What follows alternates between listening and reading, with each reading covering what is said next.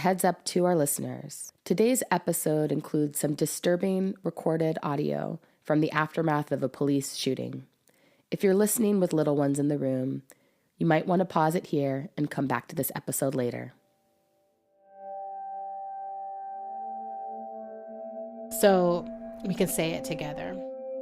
All that you touch, you change. All that you change, changes you. The only lasting truth is change. God is change. God is change. God is change. God is change. It's so convenient that you have that tattooed on your body. Yeah, I'm going to tattoo the next quote on before we meet again.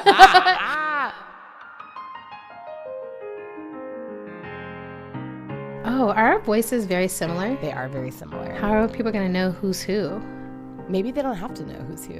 That could be one of the weird conceits of this podcast is we never let people know who's talking. I love that. Oh my God. Okay. All right, so we've got the first thing down, right? Actually, they will figure it out though eventually because we'll start to share things about our lives. Oh yeah. And people will like look us up on the internet and be like, well, which one of them is the one who has 3 children? Exactly, not me. Yeah. So we are the Brown Sisters. We are the Brown Sisters. I'm Autumn Brown. And I'm Adrienne Marie Brown. And this is our inaugural episode of How to Survive the End of the World. Our podcast about learning from apocalypse with grace, rigor, and curiosity.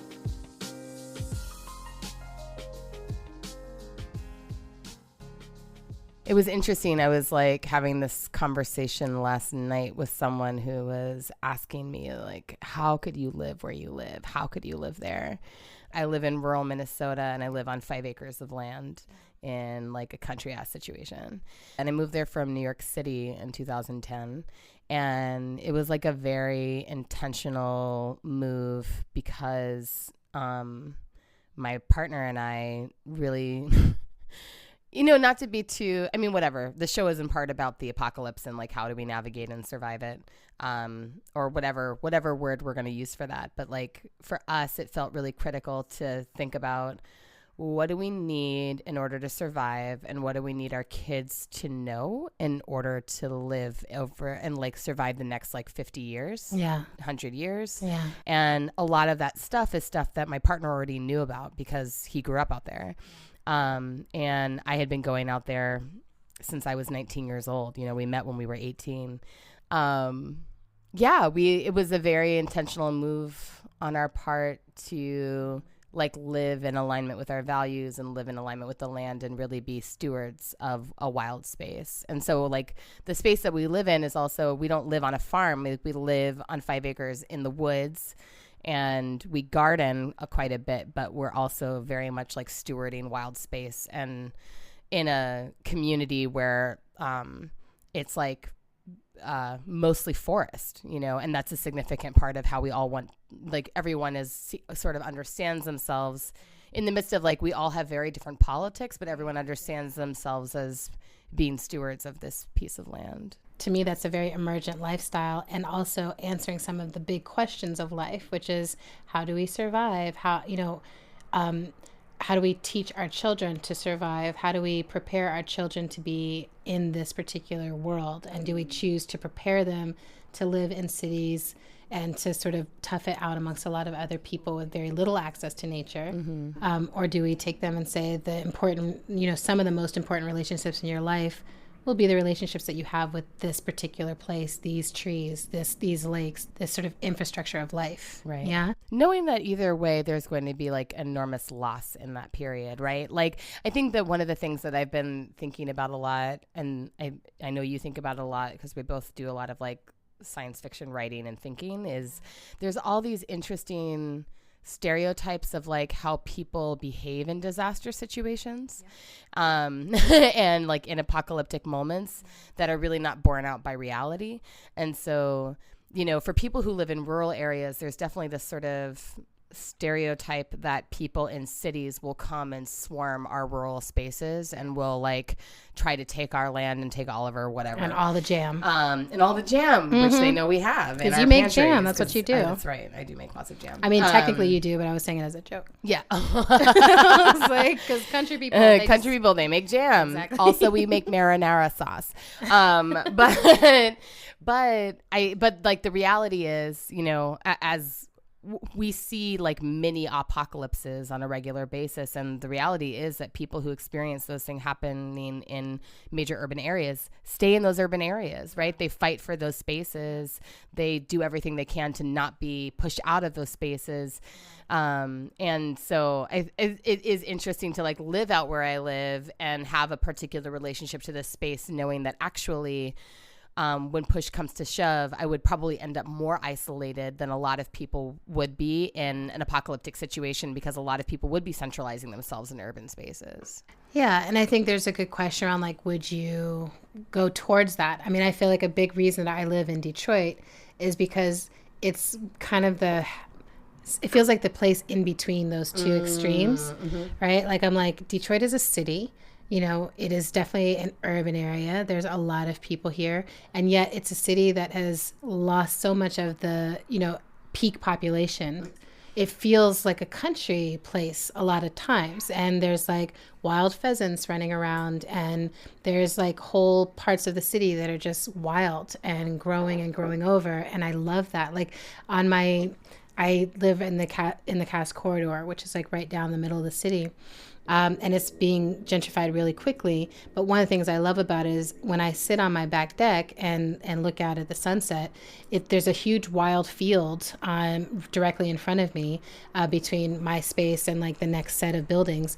And there's a dog that hangs out there that I just call Dog. The neighbors upstairs call Curly. But I really think of it as like, that's my dog. And we communicate with each other. I throw him meat sometimes. It's all good. And I like how wild he is. And he's like, I made it. You know, this is the third winter now that I've known Dog, and he makes it through the winter.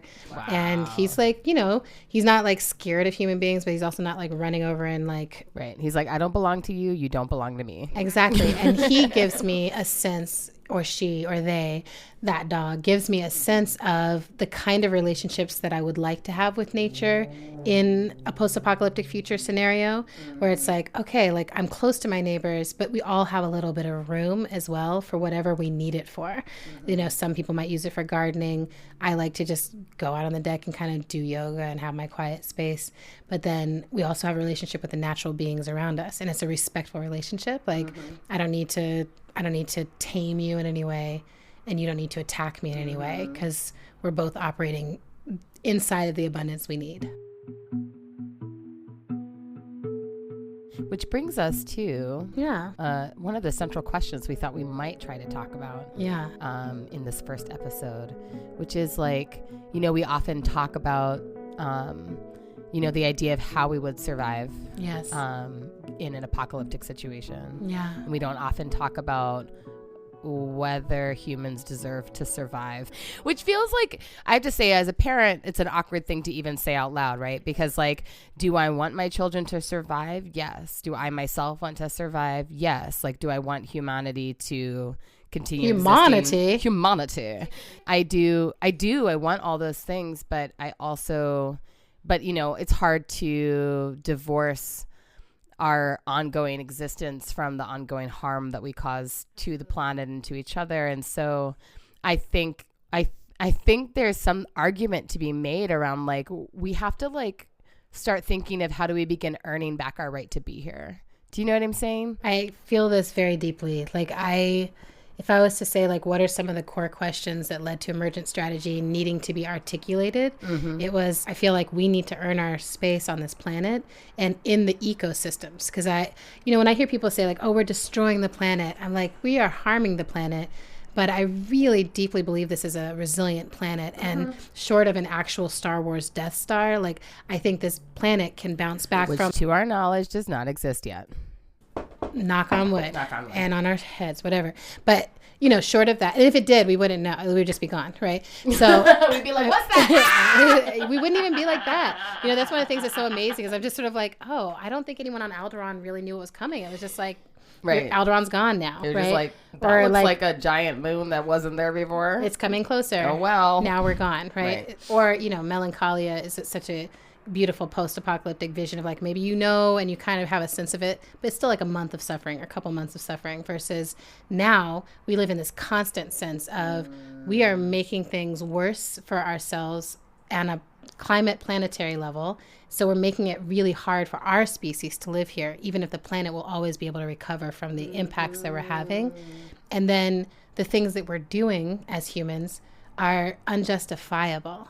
So we are recording this on June 17th. We got the news yesterday that the police officer who killed Philando Castile was acquitted. And, we all saw the video of Philando being murdered, or if you didn't see it, you know that it happened. You know that this video is there, that this 4-year-old child, his girlfriend's child, watched it happen. His girlfriend filmed it, Facebook Live. I mean, this happened. Please don't tell me this, Lord. Please, Jesus, don't tell me that he's gone. Please don't tell me that he's gone. Please, officer, don't tell me that you just did this to him. You shot 4 bullets into him, sir.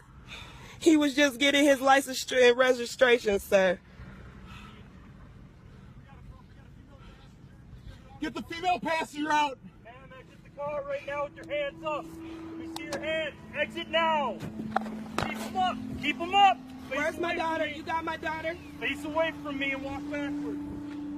Walk backwards towards me. Keep walking. Backwards. Keep walking. Keep walking. Keep walking. Get on your knees. Get on your knees.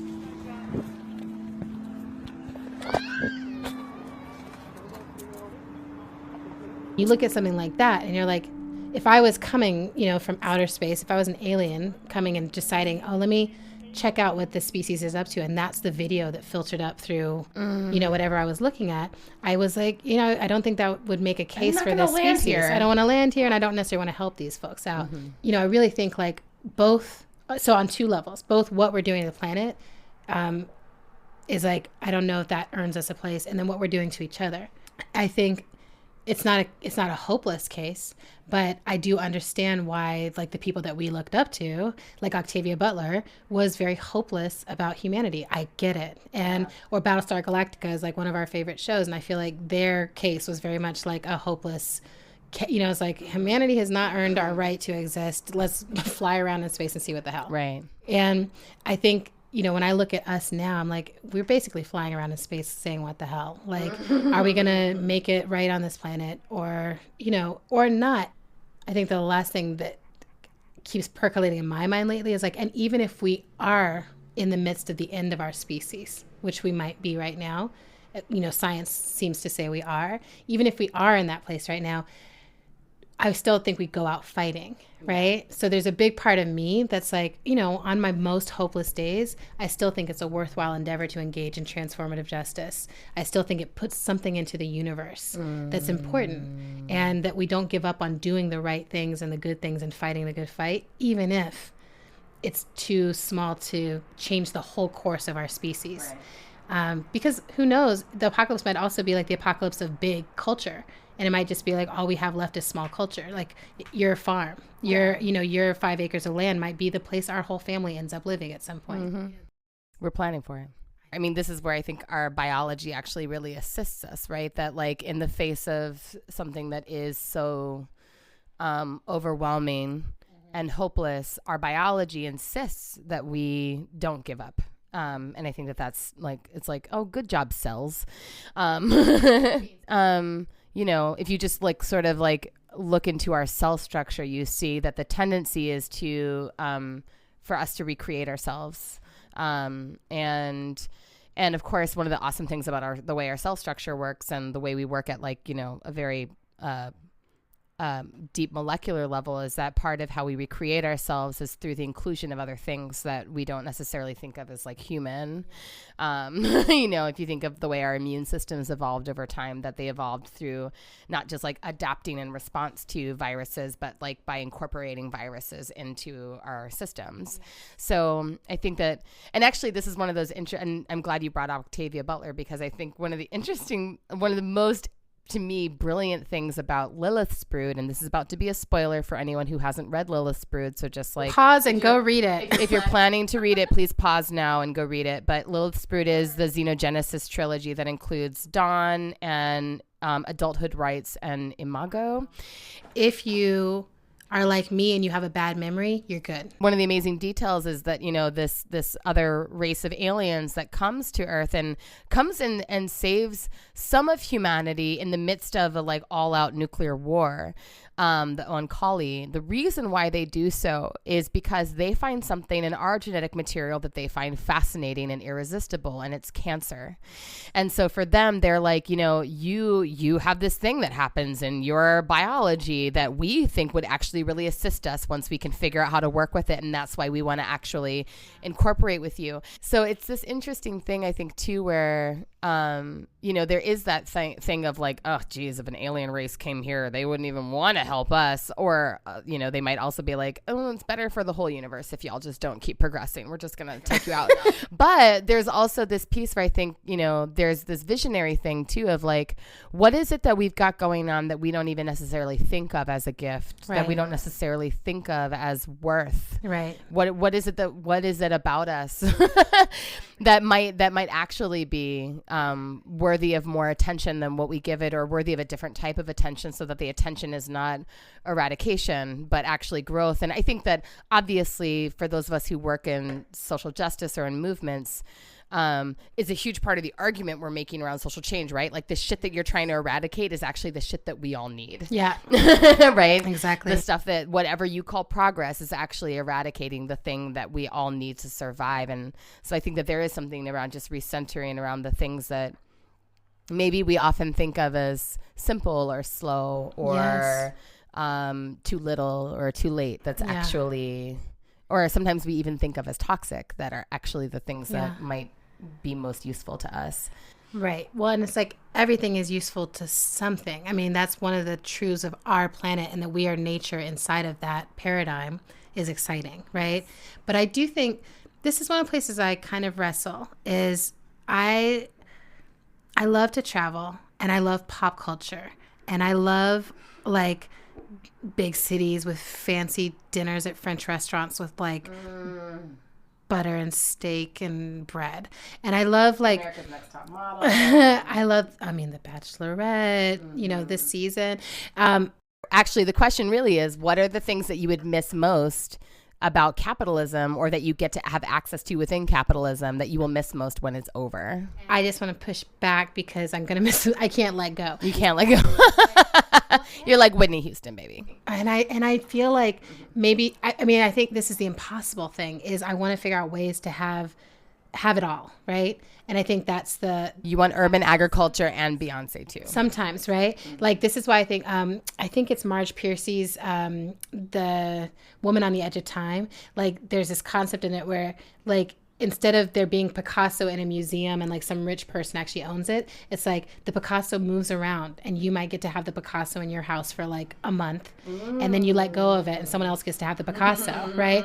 And so anyway, so that, is one possibility for how. But so, and the first thing that came to mind was Beyonce, because I feel like I've had to fight for my right to be a Beyonce lover. You won that fight. Thank you. But I also feel like it's because she earned it, right? Like I'm like, if you talk about a human who has earned her right on this planet, I feel like has worked so hard and keeps learning in public. So she, to me, is someone who, even when people are like, she's a capitalist, I'm like, no, she is she might be, but. Whatever, no one individual is a capitalist. Sorry, that's not how it works. Exactly. That's my thing. Is I'm like, what she actually is a really, really, really successful woman in this current system. Mm-hmm. And the way this current system allows that success to be managed and manipulated is by earning a lot of cash. So once you earn that cash, you have more freedom to do all these other things. And that's what I've understood to be her framework for Yeah. it. If we lived in a culture where it was like, if you have the most trees and that's what we give to singers who are incredible, then she would just have a bunch of trees or whatever it is, right? So I'm like, I think that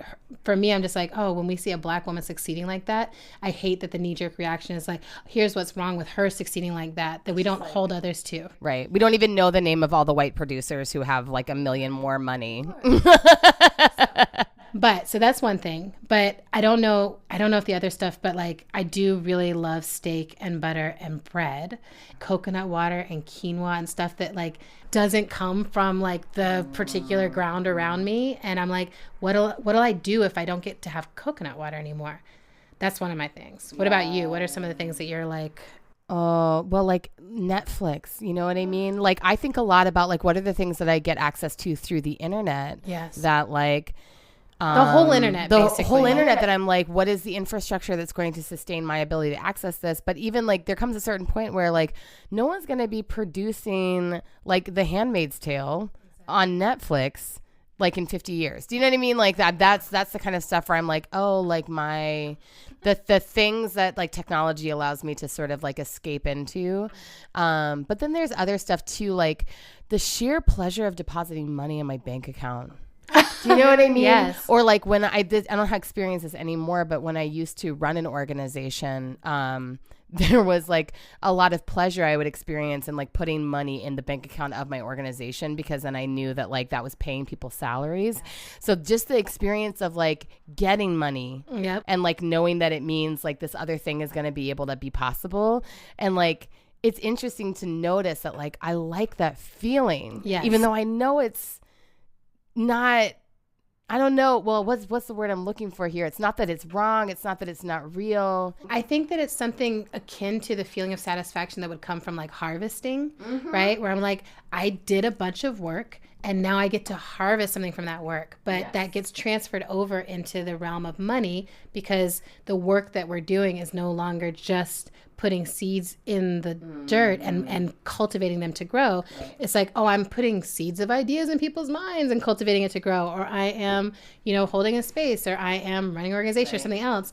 And I don't get to harvest it from those people because they're out doing a million things. So one of the only things that I get in response is like, oh, here's, a couple $1,000 that says we value the work that you put into it. And I think it's such a mind fuck because I am constantly in this sense of I don't have enough, but anything I ask for is too much. I stay in that zone. So like I get some satisfaction from paychecks, and I also feel shame every time. Like, why don't I just offer this thing for free? I love these people. I want to see Black liberation. I want to see the earth healed. Why can't I just figure out a way to offer this for free or for just whatever donation people will offer me or whatever? And then on the other side of that, I'm like, I can't breathe. I'm so burnt out and exhausted from making this offer. And those paychecks coming in help me to have a little space, right? Exactly. So, but one more thing on the like things we would miss, blah, blah, blah. Just really crappy reality TV shows. I mean, I love those. Like The Real Housewives of Atlanta is one of my favorite things now. Like, I've never watched any of the Real Housewives shows. you don't have to watch most of them. Okay. But The Real Housewives of Atlanta, it's an art form of like just petty, shady behavior. And again, I think part of it is like I'm able to hold it as like it's on TV. It's these people who are doing it as a performance art. Like no one actually acts this way or treats their friends this way. I mean, surely people do, but like, I'm like, we're all in on the farcical nature of what we're watching. And we're like all choosing to be entertained by these women just being like, I mean, I watched an episode recently where someone was like, this woman started talking and this other woman interrupted her and was like, you don't know how to be quiet unless there's a dick in your mouth. And it was one of those lines where you're just like, whoa, right? And I'm like, that's something I would never say to anyone. But do I want it to be said? Yes, someone needs to say that. Maybe that's also the thing, is like places for bad behavior. I think really so much of the stuff that I would miss is like, I think that in our activist and movement spaces, we make so much room for our good behavior, our loving, connected, like centered, grounded, all that stuff. And we don't leave room for like our bad behavior, our whole humanity, like our shady, petty thoughts and snarky things and all of that. And I feel like in a lot of the utopian visions of the future, that's the thing that I kind of miss. Right. Oh, now everyone just gets along all the time and no one ever says anything that hurts anyone else. And it's like, where's the laughter? Like, where's the, like, I don't know, just. And also, where's like in reality, like, where's the conflict that helps us grow, right? That like no one grows or learns anything without like having to be in conflict and be uncomfortable. Exactly. And of course, that's one of the big things that we also miss in our movement work and it's a big part of what like, we're doing this recording in the midst of the 19th annual Allied Media Conference, and Alicia Garza was just here doing the keynote for the opening ceremony, which Adrian hosted. And Alicia made this really beautiful point about like, I don't remember exactly how she put it. Here's the thing about humanity. We hurt each other. We disappoint each other. We're going to make each other mad, and we're going to make mistakes. We're going to disagree. And we're going to disagree a lot. But building a movement across difference for the sake of our collective transformation, that's my commitment.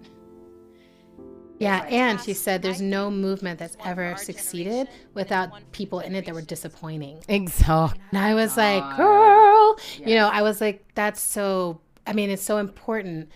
We both do facilitation. Mm-hmm. Like we facilitate different kinds of things, but really so much, and we get to talk about it. And it is one of the biggest things. So many of the meetings and the conflicts that people are having is basically not being able to just say, I'm disappointed. Mm-hmm. I expected more. I'm disappointed in what's actually happening. You hurt my feelings, and I didn't think that you could do that. And people don't know how to just be like, I'm disappointed. And instead they turn it into, you went against our values, right? And it's like, maybe you did, or maybe you didn't, or maybe you just were like disappointing and overwhelmed or hurtful or a little callous. And I feel like, I love what Alicia was saying, and I love the place that it's coming from, because I'm like, doing the Black Lives Matter work, I imagine is, and I've seen up close, there's so much disappointment that people have for not already being, fully clear on like their analysis on how Black liberation is going to work. Mm-hmm. And being all on the same page about it. And then we've talked about this a lot, there's the people who like just woke up yesterday, who are already wanting to tell everybody else about themselves, mm-hmm. right? And it's like, oh, how to be patient. It's like, you really just learned what feminism was, and you just learned about intersectionality, and now you're being so furious at everyone for not doing it perfectly, mm-hmm. when we're babies at all of it. We're babies at transformative justice. We don't know yet how to do it, but we want to learn. Mm-hmm. We're only going to learn by being humble with each other, that we need to learn. Right. So I thought she's incredible. Oh, we all needed to hear that message. So one thing I feel like I had an intention for us was to always include directly some words of Octavia's, because it does feel like she's the root system, or in the root system of this podcast and in the root system of our lives. Yeah. I really feel like you and I have been in conversation about Octavia for years, so long, since college. Mm-hmm. And then I feel like both of us have written science fiction that we feel like is trying to pick up the legacy of Octavia Butler in some ways, and moving that out into the world, mm-hmm. in a lot of ways, and like honoring her legacy. And so I would love to have a quote from her each time. And I think this first time, starting with the "all that you touch, you change" quote, feels really good to me. If it feels really good to you. Yeah. So we can say it together. Mm-hmm. Like right now. Yeah, let's say it together. All that you touch, you change. All that you change, changes you. The only lasting truth is change. God is change. It's so convenient that you have that tattooed on your body. Yeah, I'm going to tattoo the next quote on before we meet again. So what does that quote mean for you? Like, how do you manifest or live your life in relationship to that? All that you touch, you change. Mm-hmm. All that you change, changes you. The only lasting truth is change. God is change. Well, I mean, I feel like I've so directly experienced this, especially in the last like several years of my life, of like that it is inevitable, like that there's a momentum and an inevitability of a certain momentum in life that you know, I've had experiences in the last few years that have just like sort of knocked me off the path that I was on and onto a completely different path, and then found myself there and been like, oh, this is where I was supposed to be. And my ability to like be on that other path like was in part the circumstances of like what happened to me, and then in part the my willingness or ability to like say yes to it. So like, you know, I mean, as you know, Adrienne, in 2014, I lost my fourth baby. Yeah. And in utero, and like 2 weeks later was laid off from my job, you know, by these evil people. If you're listening right now, evil people, you should know that I still think you're evil. Yes. And the whole family agrees with that. Everybody agrees. I wish you well in your own transformation, far away from us. I'll so, but you know, but it was like, so it was this awful, like extremely traumatic experience that ultimately, like the way I relate to my child now is that like he created, by leaving me, he created a space in my life for me to fill with something that was my choice. And up until that point, I hadn't been feeling much like awareness around like this piece of my life's work or my life's purpose that was really missing, which was my artistic work. Yeah. And I remember like 2 years later, it was October 8th, 2016, and I was starting the first day of my first ever writing residency in Vermont. And it was the day I arrived was the anniversary of the day that I found out that he died. And I got there and I like settled into my studio and like set everything up, and then I walked outside and stood at the river, and I was like, wow, like thank you, baby, like thank you, my baby, thank you, my child, because you, by leaving me, you put me on the path to be here right now. And like in terms of like something really actually touching you, like he was inside me, like he was alive inside me, and he died inside me. Like I carried him through his life and his death. And like there's no deeper connection, I feel like, that you can have with someone, you know what I mean? And like, because of him, like I was able to actually take the steps towards like writing my book, you know, this book that had been trying to come through me for 7 years at that point, you know what I mean? Like, but I hadn't actually been able to really create space for it.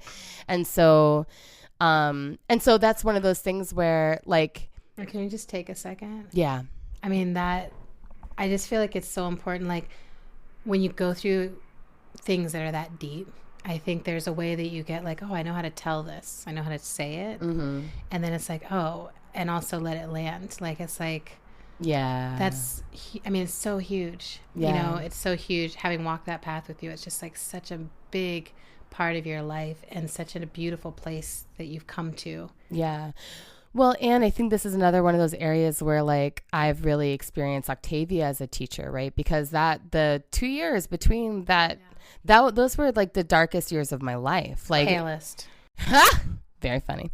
Thank you. Those were the palest years of my life. But like I had so much rage. I was in so much pain.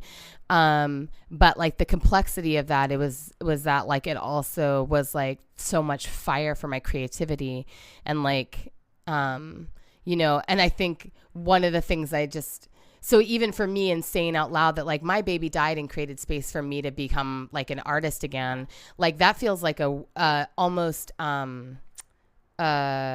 what's the word? Like it almost feels like an inappropriate thing to say out loud because of all of the cultural mores we have around how you're supposed to experience death and grief and loss and all those things, right? But one of the things I loved about Octavia's work is that she's always f***ing with that. Like she's always in her work f***ing with like our, like whatever we believe that we think that's right and wrong. Yeah. You know what I mean? She's just like, oh, do you really think that's right and wrong? What Yeah. about under these circumstances? Yes. You know what I'm saying? And that's for me, like in terms of that quote of like, all that you touch, you change, all that you change changes you. Part of what I've had to be really open to is understanding that like, I'm going to have experiences in my life that are kind of fundamentally change the way I believe about things. Yeah. Like what I believe and how I believe it and how I walk that belief. Yes. And like, if I can't be adaptive to like the fact that I just have a new belief showing up inside me, like, you know, how am I supposed to even be able to show up and facilitate and be helpful with other people? Exactly. Yeah. That's great. What about for you? I mean, I think for me, well, I mean, it's just so interesting. Like even right now I'm feeling like, oh, like I feel so touched and changed by like, you know, I was there with you through that pregnancy loss, and I was your doula I was supposed to be your doula, and I was your doula for what ended up happening with the infant phenomenon. And then I had my own ectopic pregnancy, you know, after that, Like 6 months after later. that. Right.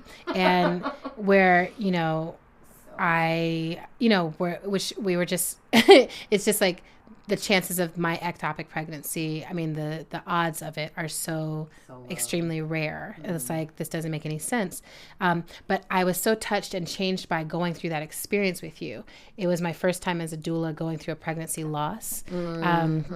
And, you know, really going through a pregnancy loss and really being like, oh, I need to meet you where you are, you know, and that means right now I'm going to come smoke a cigarette with you. Right now we're going to, you know, stay up all night and we're going to drink and we're going to just talk about this. Or right now we're just not going to talk about this.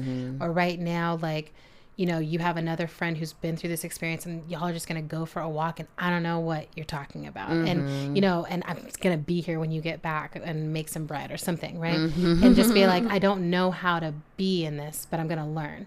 And I think that piece is like the only lasting truth is change. Is like nothing that I knew on October 7th was particularly relevant on October 8th. And it was less relevant in that following month, right? I was like, everything I thought I believed shifted. And, you know, and I loved that baby, right? Like the way that I love your kids, you know, each child has totally changed me. Yes. And this one did too. And then I'm like, oh, and then I went through my own pregnancy experience and I was changed in that. Yes. And really didn't expect to be. And I didn't expect to experience it as a loss, but I'm like, I lost a baby. Yeah. And I will, that's an experience now for the rest of my life. And a part of your body. And a part of my body. I lost my left fallopian tube and that's just never coming back. And actually just now I was getting like a healing session. I was having a healing session and the woman kept asking me like, what's going on? There's something going on in your left side. And finally I was just like, I had this ectopic pregnancy like 2 years ago. She's like, oh, all right, there's probably scar tissue. There's probably, and I was like, what? No, it's so small, you know? And of course. And of course, like I've been experiencing nonstop imbalance on the left side of my body since then, right?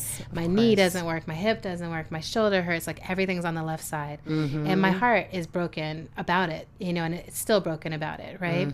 So I think there's one level that's that, where it's like letting go of what you think you know to be present with what's changing.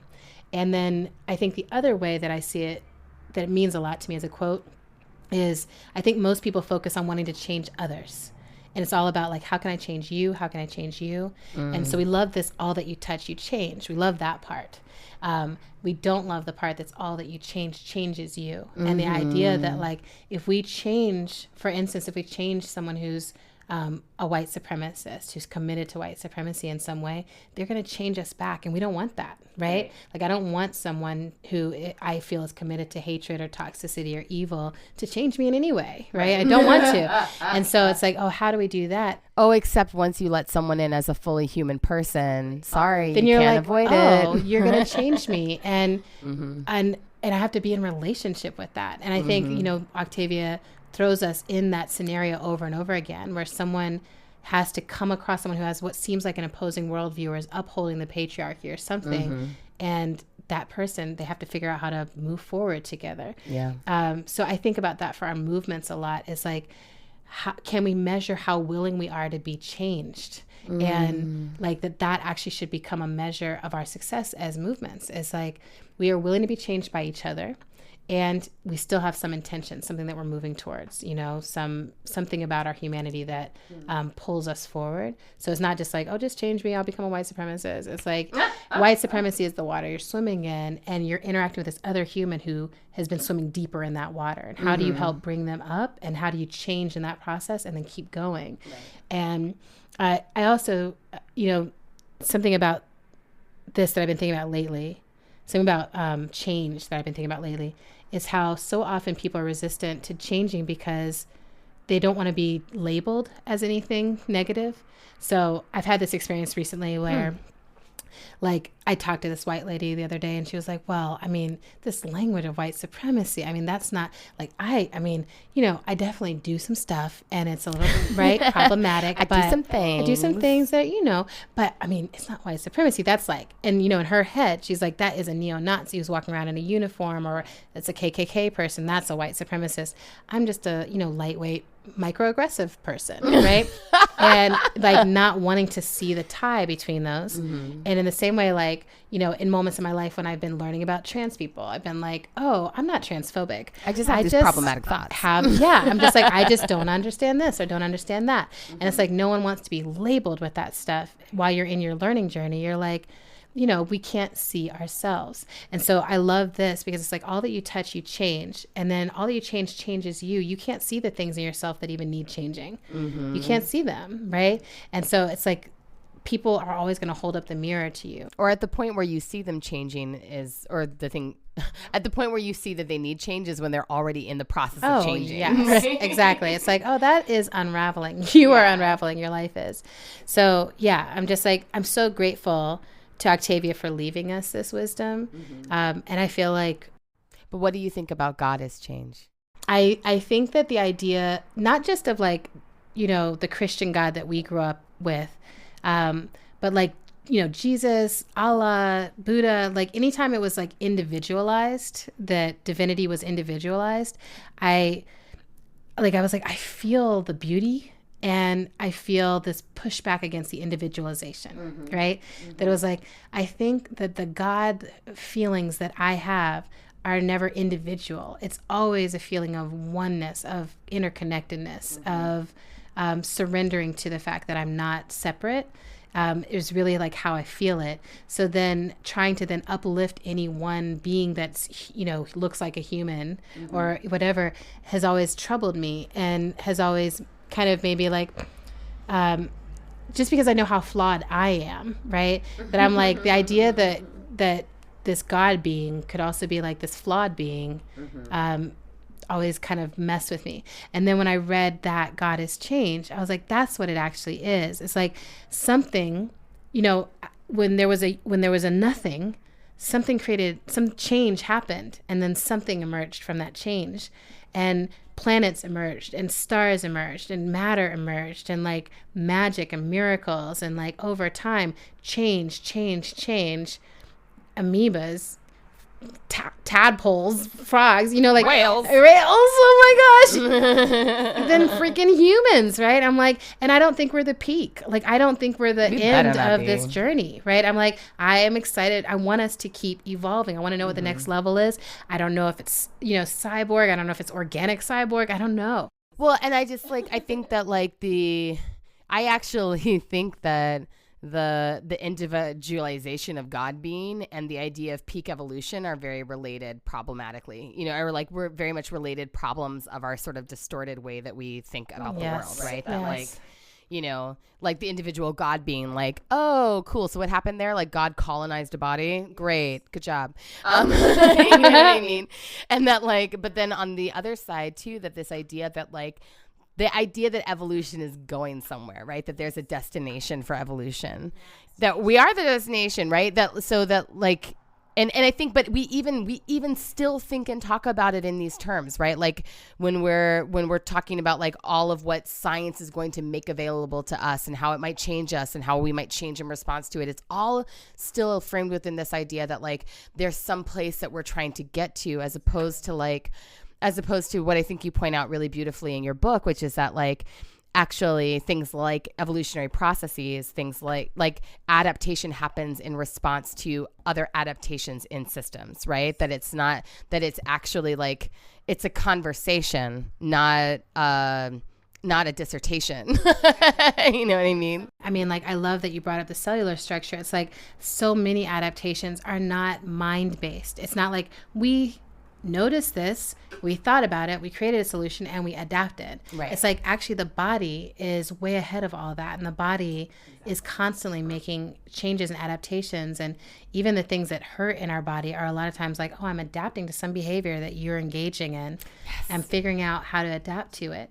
I think that a lot of people now, like, I mean, I don't know that this as a basis, but I'm going to risk saying it. But I think we have so many more people now who are coming into an awareness of chronic pain, chronic illness, chronic fatigue. And I think that there's something at a large scale level that's saying it's time to slow down. Like the pace at which your species is trying to move is too fast for each other. It's too fast for the planet. It's too fast for the resources. You're just spinning yourselves out of control. It's like if we were spinning in a circle, like just standing and spinning in a circle, we would recognize it. But because we're in this collective activity, we can't realize. It's like we are dizzy, but we don't even know it, and we're trying to make decisions from that place. So I think that there's so many bodies that are like, slow down. My body needs to slow down. My brain doesn't process stuff that way. Like, slow it down. And to me, I'm like, oh, I think that that's an adaptation in response to our hyperculture, the internet, our hyper exposure to each other and each other's traumas, because we, have all this exposure, but no tools with which to process all this exposure. So it's not like we learned, like, here's a daily meditation you can do after interacting with the internet and feeling everyone's pain, right? No one taught us that, or even just like to keep breathing, keep hydrating, keep looking for the good amongst the hard. Like, we just didn't learn that. And so a lot of us, I mean, we're like an open door for all the worst things that are happening in the world to come walking through and sit on our couch. And we don't have any way of setting those boundaries, closing the door sometimes, right? So then I think this thing is emerging in our bodies that's saying, and we're like, oh, it's disability. And it's like, I think it's a brilliance. I think there's a brilliance afoot, and it's an evolutionary brilliance. I think it's saying slow down. So stuff like that, like, I'm like, that is also God, right? Those things that we look at and initially we're like, this is horrible, or this is so hard. Every time my body fails me in any way, I'm like, this is so hard. I feel like so sad that this is happening. And I'm struggling so much with my own ableism and all this. And then if I surrender to it, it's always better for me. Like, it's always like, I needed to ask for help, and I connect myself to another human being to receive that help. I love this idea of like chronic pain and needing to slow down as being like an adaptation or an evolution. And that I think that the other thing that it affords, right? Like, anytime we experience that we're in pain, or that we have needs, it requires us to respond by creating webs of care. And that, like, ultimately that's what's needed, right? Like, ultimately what we need right now as a planet, that our orientation to how we like our self-organizing is through the lens of care. Like, what care can we provide to each other? What care can I provide? What care do I need? And so I think that, like, if that is an adaptation that the body's making in response to the internet, good job, body, as always.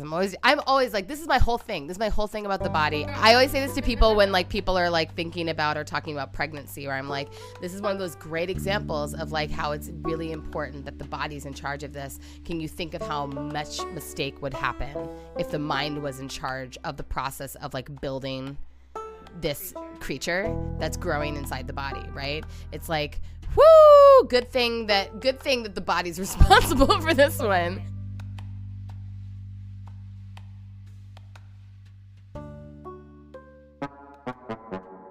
Thank you for listening.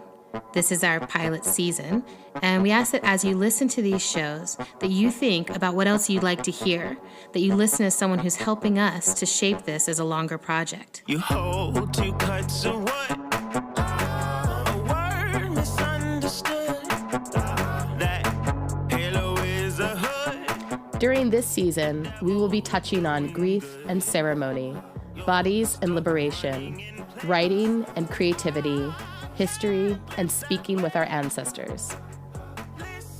If you want to help us keep doing this, you can make a sustaining donation through Patreon by visiting our page, patreon.com/IntoTheWorldShow. You can also find us on social media at Into the World Show on Twitter, Instagram, and Facebook. I don't know if you can hear it, but I have a little kid coughing in her bedroom next door. So hopefully that will not show up in the recording. How to Survive the End of the World is produced and edited by our beloved Zach Rosen. Today's episode features music from Abishai, Tunde Olaniran, Audio Binger, Kayla Drew, Blue Dot Sessions, and Alex Fitch. Special thanks to Oren Goldenberg for the audio recording of Alicia Garza's keynote address to the 2017 Allied Media Conference. And a special shout out to our movement comrade Mafa Malik, who came up with the name for this podcast. That halo is a hut. The devil doing good. You're stuck running in place. I can't live that way. Listen to this paladin speak plain. Hey, but it ain't gonna dawn. Just watch me do what I want. You hit the church with the words, the curse, and the hurt that you wish reversed in a heartbeat. Sussed out, I'm not allowed, so you pay for Panopticon. They can watch me. No flock that will be yours. Footprints on new shores.